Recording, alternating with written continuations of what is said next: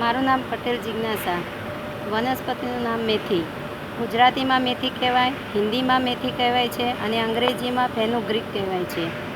મેથીના અનેક ફાયદા છે, જેવા કે લીલી મેથીના પાન આપણે સારી વાનગીઓ બનાવીએ છીએ, જેવી કે મેથીના થેપલા, મેથીના ગોટા, મેથીના વડા, મેથીના મૂઠિયા અને શાકભાજીમાં પણ ઉપયોગ કરીએ છીએ.